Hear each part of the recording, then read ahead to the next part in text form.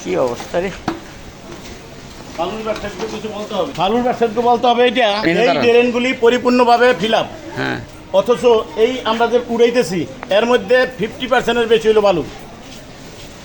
কিছু কিছু জায়গা আছে মনে হয় যে পুরোটাই বালু, মনে হয় যে এই বালু ধুইয়া এই বালু দিয়ে আবার আস্তর করতে পারবো, এইরকম বালু।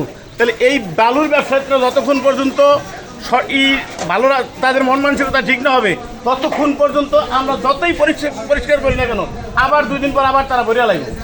সবচেয়ে বেশি ক্ষতি করে আমাদেরকে বালুর ব্যবসায়ীরা। এই জন্য আমি বালুর ব্যবসায়ী যারা আছেন তাদের প্রতি আমার অনুরোধ, আপনারা দয়া করিয়া বালু রাস্তায় রাখবেন, নিষেধ নাই, তবে দয়া করে আপনারা যারা বালুর ব্যবসায়ী আছেন আপনারা এই যে ছিদ্র হোলগুলি আছে এই হোলের ভিতরে তিরপল বিছাইয়া এরপরে আপনারা বালুগুলি রাখেন। আর যারা বাড়িওয়ালারা আছেন তাদের প্রতি আমার অনুরোধ, আপনারা দয়া করিয়া বালু যখন আনেন তখন আপনারা ওখানে একটা তিরপল বিছাই দেন।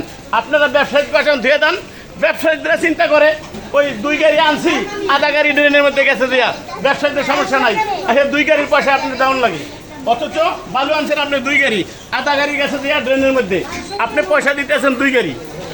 যারা বালুর ব্যবসায়ী আছেন তারা সঠিক কাজ করছেন না, কারণ তারা এই জন্য সঠিক কাজ করছেন না যে তাদের জন্য বালু আনছেন 2 গাড়ি, আধা গাড়ি আপনি ড্রেনের মধ্যে ফালাই দিচ্ছেন, তাদের থেকে 2 গাড়ির পয়সা নিচ্ছেন। এজন্য কাল কিয়ামতের ময়দানে আপনার এর জবাবদিহি করতে হবে, যেহেতু বাড়িওয়ালারা আপনি আধা গাড়ি বালু কম দিচ্ছেন। আর আরও জবাবদিহি করতে হবে, এই যে ড্রেনটা ভরছেন, ড্রেনটা ভরার কারণে আমাদের সাধারণ জনগণরে যে কষ্ট দিচ্ছেন, এই কষ্টের বিনিময়ে কাল কিয়ামতের ময়দানে আপনাদের জবাবদিহি করতে হবে। আমরা সেবা দিচ্ছি, কথাটা ঠিক আছে, আপনারা আসেন আমাদের সাথে, সেবা দান, কিছু সেবা না দান, আপনারা অন্তত এইটুকু কাজটা করেন। আপনার যে সলিড কাজ, আপনি বালু রাখবেন, তিরপল বিছান, বালু রাখেন।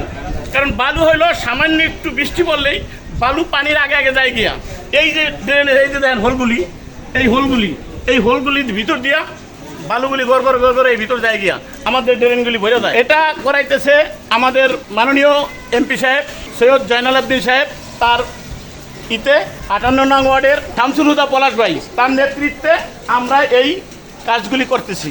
আজকে প্রায় দীর্ঘদিন 1 মাস, গত মাসের প্রথমে পয়লা শুরু করছি সেই জিয়া সরণির খাল থেকে। আলহামদুলিল্লাহ, জিয়া সরণির খাল থেকে ওখান থেকে শুরু করে আমরা শহীদ মুক্তার হোসেন রোড পুরো কমপ্লিট করে আসছি। আলহামদুলিল্লাহ, ওখানে এখন আর পানি নাই, আশা করি পানি থাকবেও না।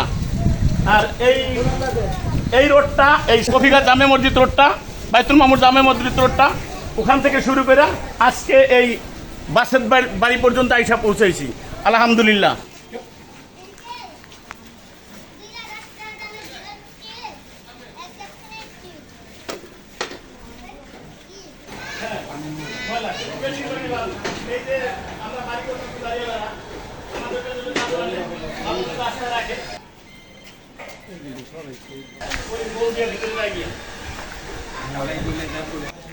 খালি বালি নাকি